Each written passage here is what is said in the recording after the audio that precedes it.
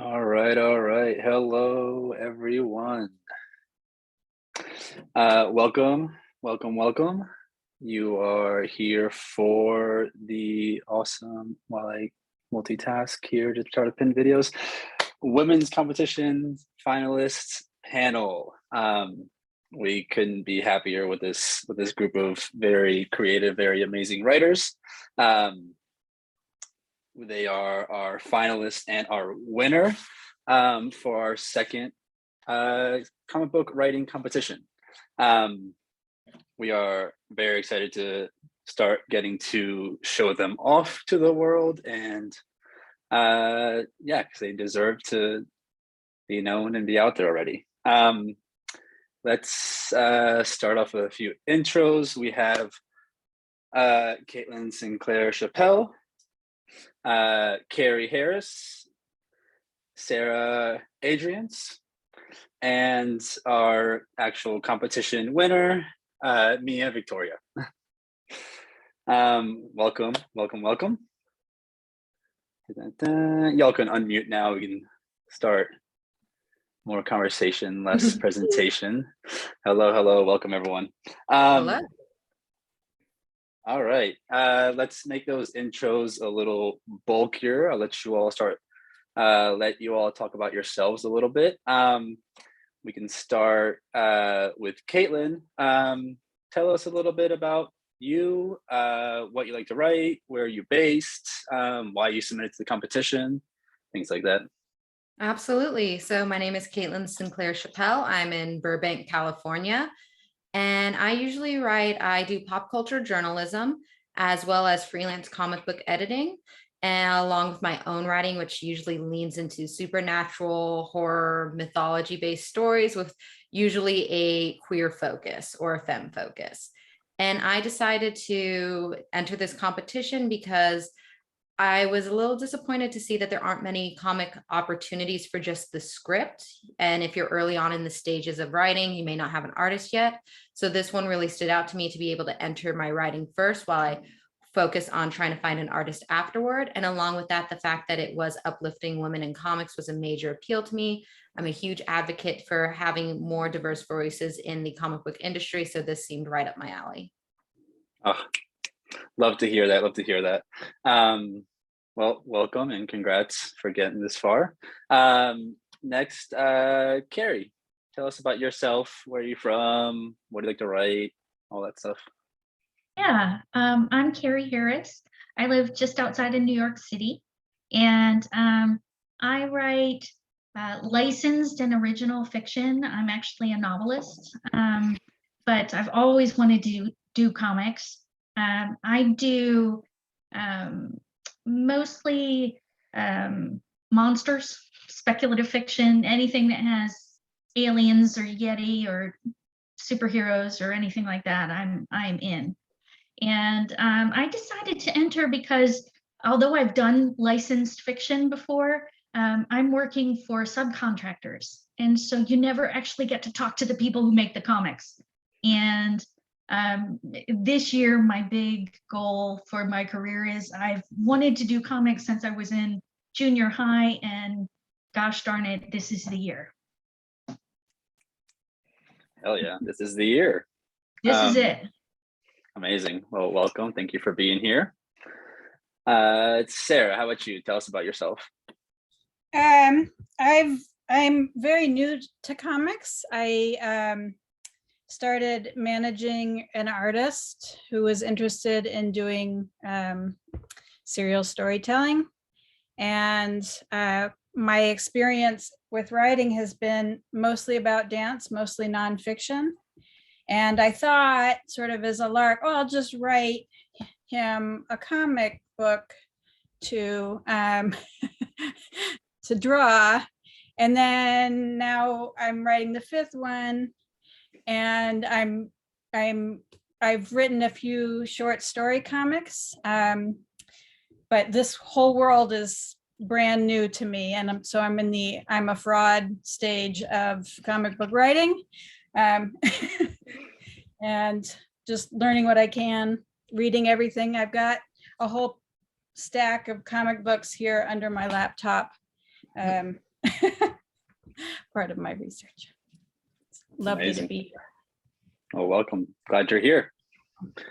And last but not least, Mia, tell us about yourself, your writing, why you submitted. Hi, my name is Mia Torres, and I'm based in Camarillo, California, and that's like a little, maybe like a little north of LA, like an hour away. And I like to make, before I made this horror comic, I really like to make romance, and I'm really happy with like the new opportunities I can see for like horror, and I really like how my story turned out. I submitted to this competition because I've had like a lifelong passion for comics, and it's always been like something that was in my life, and it always brought me a big comfort. And so it's been a dream of mine for a really long time just to be able to publish my own. And yeah. That's awesome. Well, glad you're here. Welcome to everyone. So now let's hear about the projects. Y'all kind of hinted a little bit about the projects. Let's hear about what they actually were. We'll start with Carrie. Yeah, my comic is called Night Dark Blood Red, and it's a vampire comic that's not exactly about vampires. It's about a depressed vampire queen who just cannot anymore. And so she decides to retire by digging a grave in the floor of an abandoned cabin. And when she realizes she might have just lost the one thing left in the world that she loves, she's got to leave and find out what happened. And potentially, if it's as bad as she thinks, get a little revenge. So it's a 4-issue miniseries. And I just really appreciate the opportunity to share it. Amazing. How about you, Sarah? What was your project? What kind of comic was it? The genre? It's science fiction. It's called Octobaby, and it's a young woman who's been alone on a spacecraft for over a decade, and she sort of raised herself, and she gets rescued by sort of a species of giants, and they have these octopus grafts on them, and their plan is to fight her with other pets. She's going to be a pet, like cockfighting. And at the end of the first issue, well, the important part is they graft one of the octos onto her, and she can hear it. The giants can't hear theirs, but she hears it. So they develop a relationship. And at the end of book 1, the octo has orchestrated an escape for them. And so all of the octos that the giants use to graft onto each other, they've taken all of them with them, and they're going to reestablish an octo colony. But other things happen. And yeah, I don't know. It's funny. They don't get along, and they're attached to each other. So that's a problem. It's a wild story, but that was such a cool one. Thank you. Yeah, of course. I forgot to mention before, anyone who's here watching, you can, of course, throw in some questions, throw in your comments in the chat. I don't know if we'll have time for questions once we get through all of my questions, but if we do, we'll try to get to them. Awesome. Caitlin, would you like to go next? Tell us about your project. Yeah, sure. So my project's called Epitaph. It's probably going to be a 5 to 6 issue series that would be eventually collected into a trade paperback, hopefully. And the premise is, after the death of her mother, Bridget Gallagher travels to California with her new husband, James Dover. He's terrible. He's not great.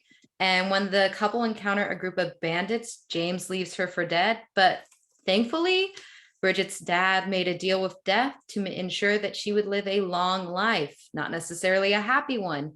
And now she's set up to be one of death's reapers. But before that, she's going to get some revenge on the men who took her life and ruined everything for her. It's a supernatural Western. And I'm just a big fan of my angry garbage woman, Bridget, because she has a lot of issues she needs to work on. That's awesome. So cool. And Mia, tell us about your project.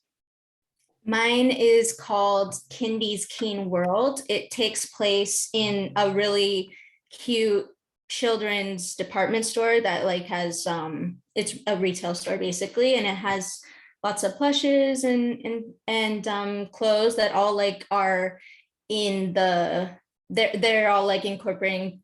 So Kindy is the mascot and she's a bunny and she's really cute. Kids love her.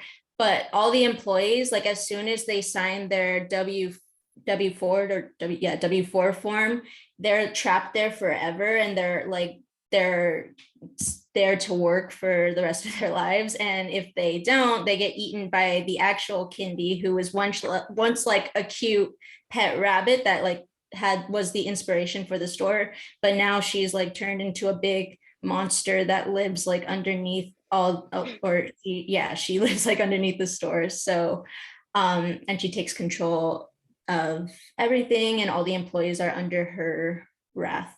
And I took a lot of inspiration from the short story I Have No Mouth and I Must Scream, and also my own retail experiences. So yeah,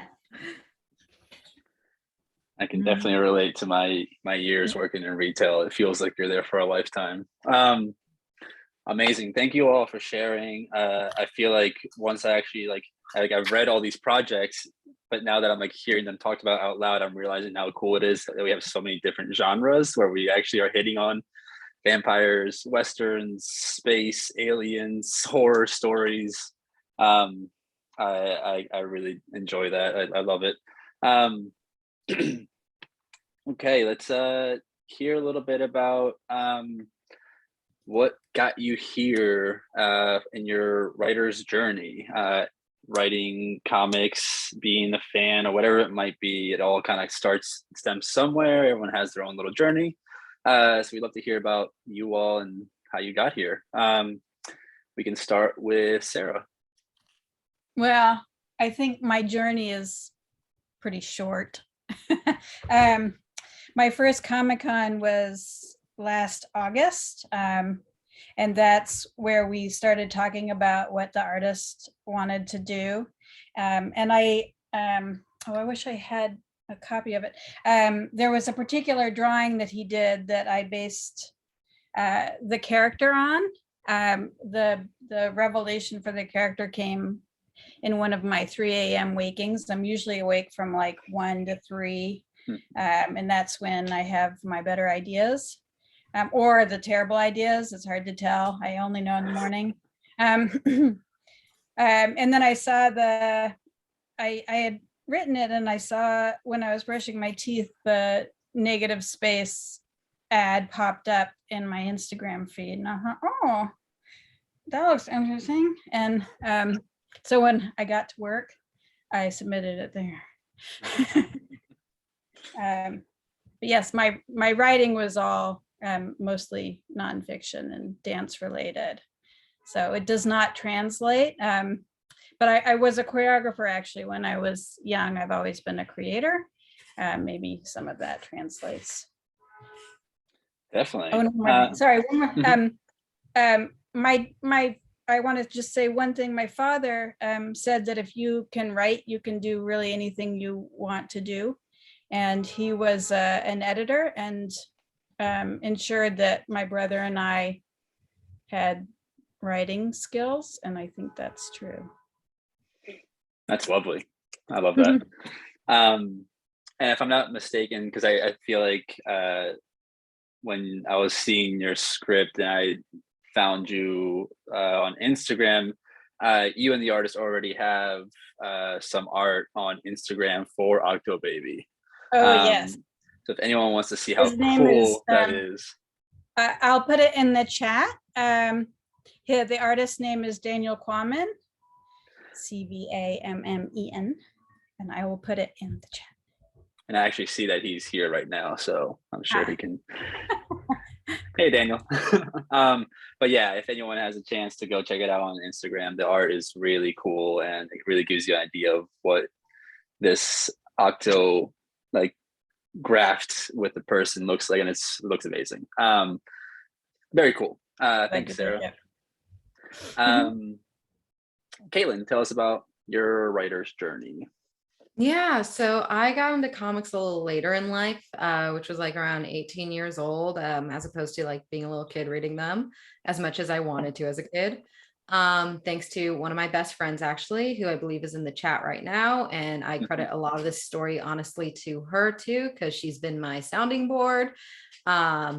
Anyway, once I started reading comics, I realized, oh, this is the media I want to make. I don't want to just read it. And so while I was taking a prose writing class at my college, Lewis and Clark College up in Portland, Oregon, I actually started this off as a short story because we didn't have a comics writing class, and used that kind of as an outline to develop later down the line. Once I learned a little bit more about writing comics, and a little bit after that, I started interning at Dark Horse Comics, which helped give me a better understanding of the right way to format a comic script, which was really refreshing, especially because I found it a little similar to screenwriting. And then after that, I just continued to try and keep my foot in the comic door, working at a couple comic book shops, Forbidden Planet in New York, and now Collector's Paradise out here. And That's then Julia mentioned you. Yeah. Oh, amazing. She says hi. And then on top of that, starting to do pop culture journalism, where I got to actually review comics, interview comic creators. And from there, I'm like, I need to focus on my own work as well as reporting on comics. I want to write my own stuff. So going back to this story after a few years, tightening it up and realizing it's time to actually let it go out into the world as opposed to like holding it nice and close. Very cool. Yeah, because you report on comics, so it's gotta just give you so much creative flow game, being able to get to always just be in it and always be reading it. So that's really amazing. Yeah. How about you, Carrie? Tell us a little bit about your writer's journey.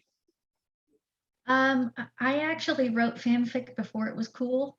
When I was in junior high, which was a long time ago. I used to write fan fiction in which Kitty Pryde from the X-Men was my neighbor.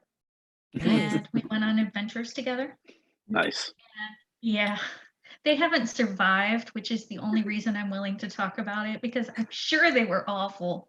But, you know, and I always knew I wanted to write, but I thought it would be a hobby because I came from a small town in Ohio. Nobody was a writer. That wasn't a thing that people did. And then, you know, I got older and I had kids and decided I was going to give it a go. So, and if I sold books, then I wasn't going to go back to work, and I haven't. And my eldest is getting ready to graduate high school. So I just enjoy stories, and you know, I've always wanted to do comics, but I cannot draw to save my life. And so I forget who it was who said there aren't a whole lot of opportunities for just writers. But that's definitely, you know, you have to try to find a way in. And so, like I said, this year, my goal was to get into comics, and it was kind of the same thing that happened with Sarah, where I was thinking about this, and then Negative Space just kind of popped up on my feed. So I figured it was a sign from the universe, and here I am. I love to hear that the analytics are working for some people. Big Brother is watching us, but it's not all bad. It helps sometimes. It's great.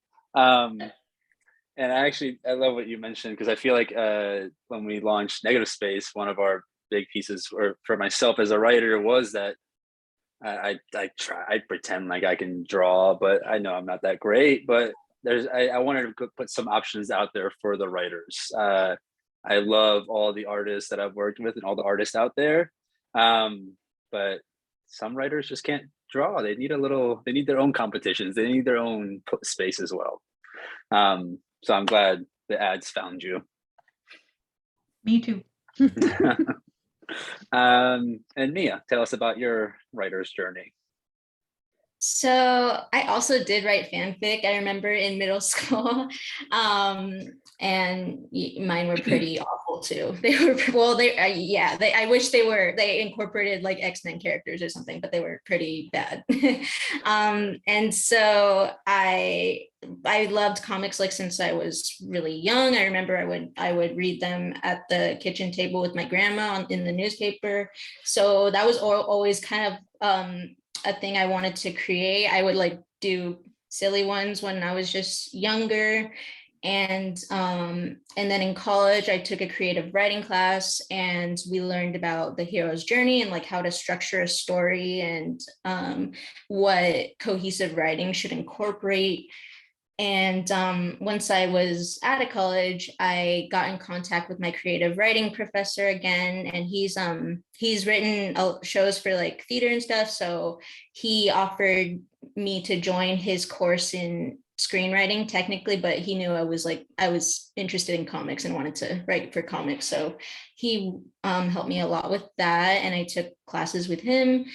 And yeah, I think up until like 2 years ago, I was like starting to be really serious and like, okay, like if I'm gonna eventually like publish my own, I need to like have some discipline and like know what's gonna be under an understanding story and what's gonna like make audiences enjoy it, make them like want to read it. So yeah, I would say I'm still like learning in that aspect because romance can be hard to write. Like you want to make it, you want the audience to feel the sparks too, feel like they're falling in love. So yeah, and it could be really easy to just like have people talking or something and something like that. So yeah, that I would say that's where I am right now. That's awesome.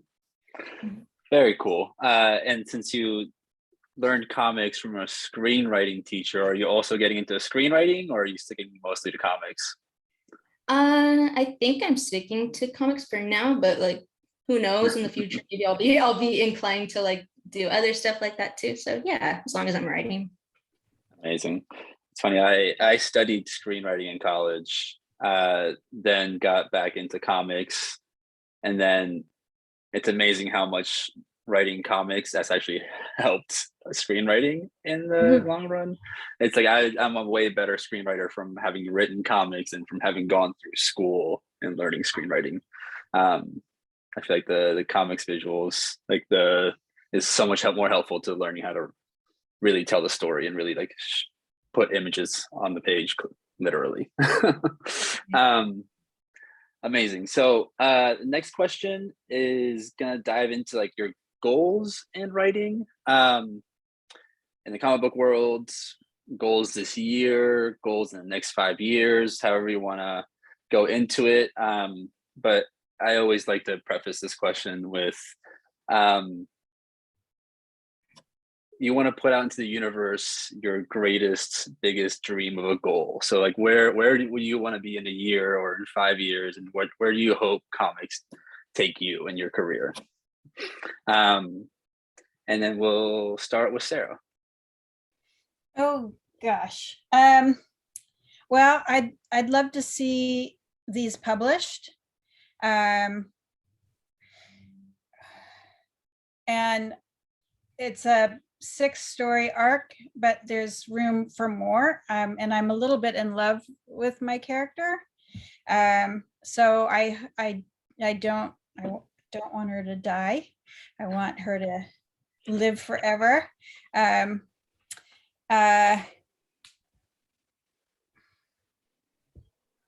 want people to read it. I want people to see Daniel's work. I keep thinking of other stories too and figuring out how they would translate into comics. I wrote a short story about my childhood best friend died a few years ago suddenly, and her house was torn down last summer. And I wrote a story about, or I wrote a comic. It's not drawn yet, but I wrote a comic about going into her house and finding her mother's walks. And I have them. And then the house was torn down with everything in it because her mother died suddenly too. It was very strange happening. And it was interesting to see how really ideas that I have, I could translate into serial storytelling. So I just want to keep going with that and keep going with Octobaby as a character, and just see where we go. When I was a young choreographer, I didn't have the guts to sell my work, so I stopped. And I'm older, I'm 48. Oh, an old lady. And and you know, I don't know if I can swear, but I've reached the age of giving no. And so I'm just gonna do it, you know. I'm just gonna see what happens. That's amazing. I love to hear that. And because it does sound like you're fairly new getting into the comics world. I know you mentioned earlier that you have your pile of comics that you're learning from. Which some of those comics, what are they? Like, what are you getting into to learn a little bit more? Well, I went to Free Comic Book Day at Forbidden Planet, first of all, so I got a giant stack. But I'm in the middle of the Sandman series. Oh, amazing. And I'm reading Swamp Thing right now because of Alan Moore. And my husband is a Beta Ray Bill fan, so I'm on the lookout for some Beta Ray Bill.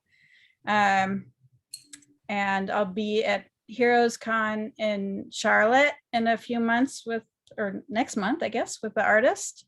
And like each time I just absorb what I can, but it's also like such a different culture from dance that like my head spins a little bit, just the whole new world of possibilities. It's a little mind-blowing to me. So very cool. I mean, you have a good starting list there for sure. You're hitting the right stuff. And if you haven't checked out the Beta Ray Bill, which I think came out last year, the Daniel Warren Johnson story. I looked for that at Forbidden Planet. They didn't have it. Very cool story if you end up finding it. Okay. Yeah, I grew up a wrestling fan, and he's clearly a wrestling fan, so he puts a lot of like pro wrestling in his comics and in his art, so that's why I'm obsessed with it. I did find with my fight scene that I got really choreographic, like trying to figure out if I could, like, if you list her here, it's gotta help. Yeah, except that you don't actually need it to be all that accurate. I mean, it has to be plausible, but it's not the same. Yeah. So I can let that one go. Cool. So then we'll jump over to Caitlin. What are your goals, big, small, this year, 5 years, whatever it might be? So I would like to get Epitaph published, one, just to have it published, two, to officially be like a comic writer that's published, because I remember going to Rose City Comic Con and being given great advice by Matt Fraction at one of his panels, which is, if you've written, you're a writer. It doesn't matter if you're published or not. So trying to break that habit of saying, I'm not officially a writer. You are, all of us are, whether we're published or not. But also I used to work at a summer camp and as a film school director, and the kids asked me about my writing. And then they told me that I would be allowed not to come back for the summer as long as my comic was published and they would buy it. So I kind of need to live up to that promise to these kids.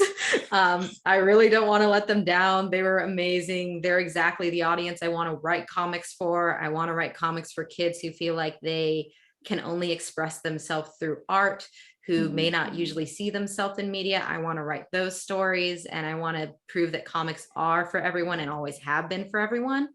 So that's like my overarching goal. And then also getting back in contact with an artist that I got to know kind of through Forbidden Planet, that just keeps coming up apparently, to see if he would be interested in collaborating with me on Epitaph, because his artwork is phenomenal. And I think it fits the tone. And so I'd really like to nail down an artist for this so that we can start going into the pitching phase of this story and stuff like that, and finding a collaborator who loves Bridget and all her mess as much as I do. And so those are the big goals for like overarching, and then ideally this year. Very cool.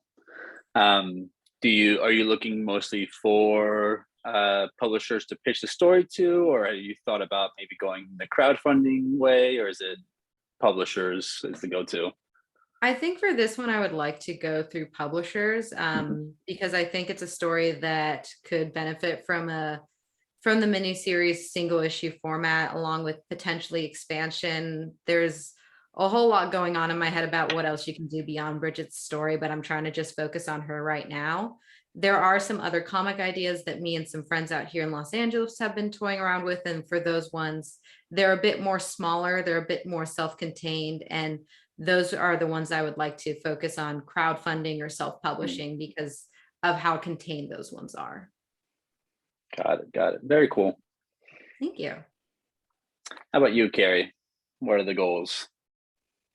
I mean, I'm pretty goal oriented. I think I already said I like goals and I like spreadsheets. I'm weird like that. But yeah, you too.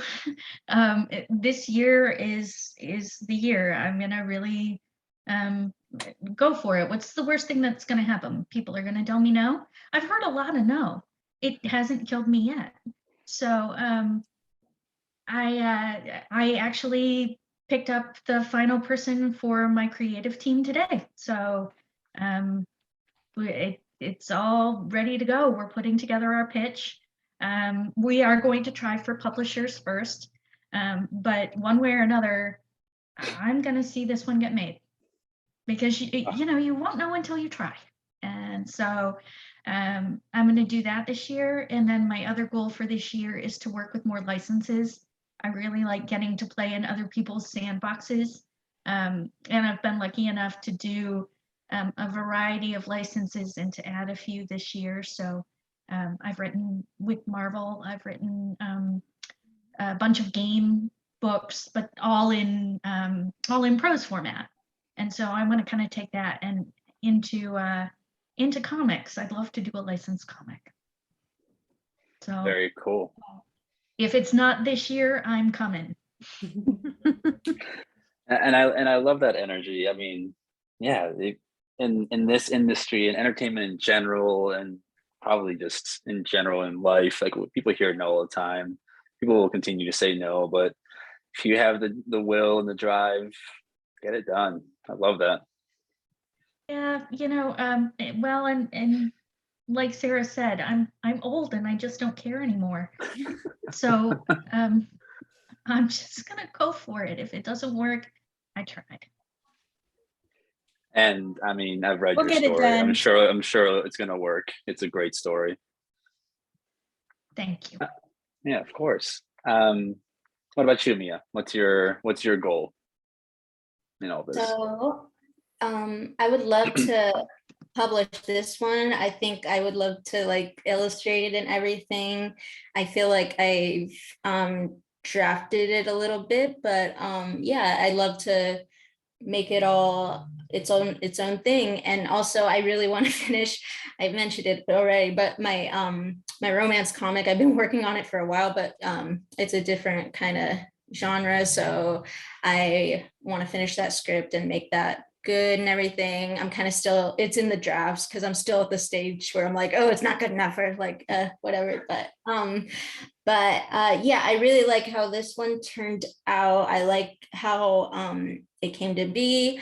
And one of the characters is actually based on a supervisor of mine that like made my days better in retail. So yeah, I would definitely want to be able to publish, learn more about as much as I can about the whole industry of comics and the publishing process. And yes, I would say like those are my goals, just to learn more and write more. Awesome. And I guess I don't know if we've mentioned it, but you're also an artist. You're not only on the writing side.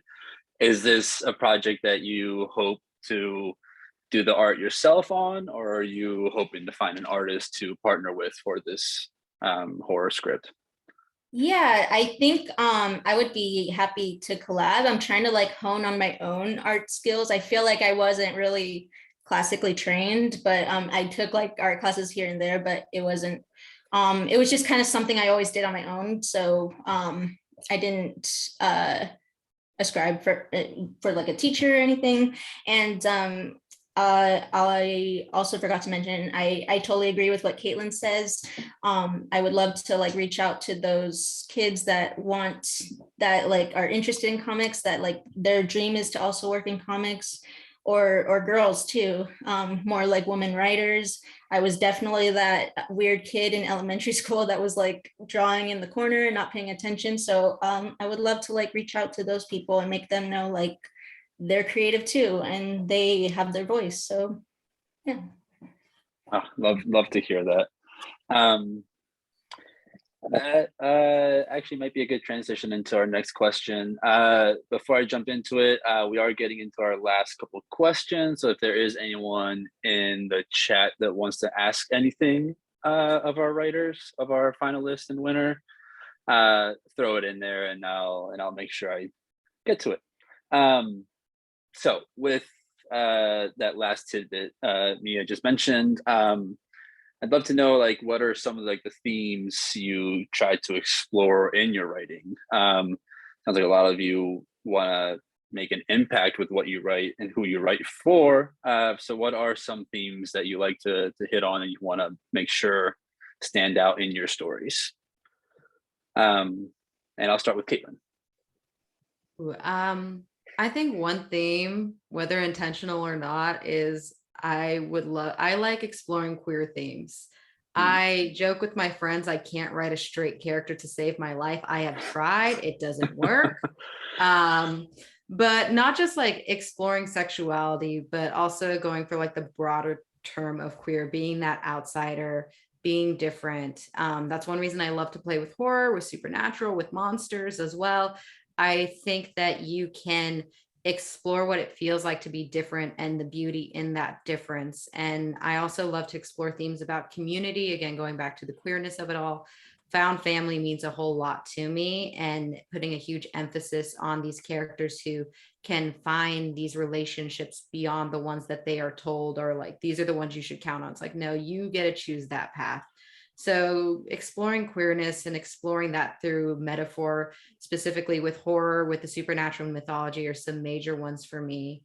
And I also like to explore my own ancestry and heritage. I'm Jewish, and I connect with comics on so many levels because of that, honestly. My grandpa grew up on comics and found escape because of Superman and because of Shazam, and this was during World War II.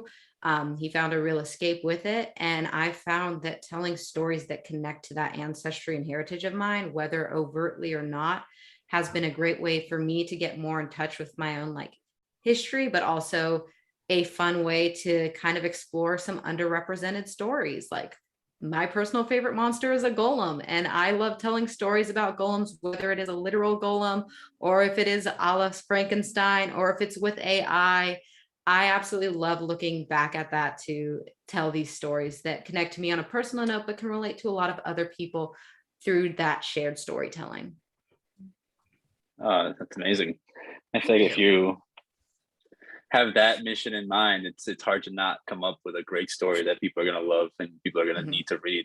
So that's amazing. How about you, Carrie?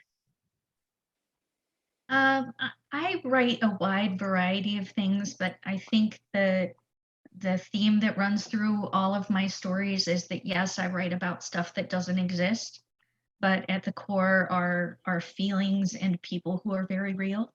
I want to write something that's true. And so even if you're shooting laser beams or hunting werewolves or whatever it is that you're doing, that it says something true about the human condition. And I really love heroes you don't expect. You know, the kid who everybody makes fun of, the person who is a real jerk and standoffish. You know, that anybody can be a hero. It doesn't matter what your background is, and it doesn't matter if you're broken. You can still save the day. So that's what I want. That's what I want to say about the world and my stories. I feel like that last line like hit me deep. I love it. I mean, I think we all need to hear that. I write them for me. I love that. How about you, Sarah? Oh gosh, everything that Carrie just said, absolutely. And I think there's a lot of me in Octobaby, or the me I wish I had been as a young woman. I hope there is a feeling of like honesty about the human condition, whether I'm writing about my friend Ming's death or a girl who has an octopus on her back, that there is some that there's some relatability to it. I don't think about actually when I'm writing somebody else reading it or how it's going to be. I amuse myself first, and hope that if I'm genuinely connected with it, and I was writing a scene and I started tearing up and crying a little bit. I was like, is this normal? Like when I read about dance, I don't cry. But yeah, I guess just that if I'm connected to it, that other people will be too, somehow. Definitely. I keep that in mind all the time. It's whatever might be specific to me and in my own writing, I know is going to touch other people as well. So that's the people I want to write for. So I love that both of y'all are going with the write for me side of things. How about you, Mia? What are some of the themes you like to explore and want to explore in your writing? So I totally agree with Caitlin and Sarah, in like, just if it's going to affect you, it'll affect others, because I think overall I want the audience to like just be touched, be like, feel whatever the story brings. Like for example, like it's silly, but I remember like so many times like growing up like reading, I still have like all the Calvin and Hobbes comic books, and like there's so many times where I was like, oh my god, that cut really deep, or like that was like, that made me feel. So yeah, I want to be able to touch an audience that way, especially with writing romantic scripts, horror. This one especially I feel like is very relatable to like people that work in retail or might be stuck in jobs that they like don't want anymore or don't want to be in, and like it feels like they're trapped in a way. So yeah, I think that's it. Yeah, just like keeping it sincere and real in whatever I'm writing about. So yeah. Awesome. Love that. Yeah, if you're staying honest to yourself, there's no way that writing can't be good and impactful. Awesome. We have about 10 minutes left, and we have an awesome question from Teddy Leo, he's been a mentor for our fall competition, and he's going to be a mentor for our student competition that ended a little bit ago. He's asking, what's one piece of advice you would share with young girls out there who are interested in writing comics and jumping into the comics world? And I'll start with Carrie. This is a place for you. You belong here. I think there's the perception that this is a boys' field. It's all guys, but that isn't the case. And you have stories that are just as valid, and we're waiting to read them. We all have female character leads, right, in our books. Mm-hmm. Mm-hmm. Yeah.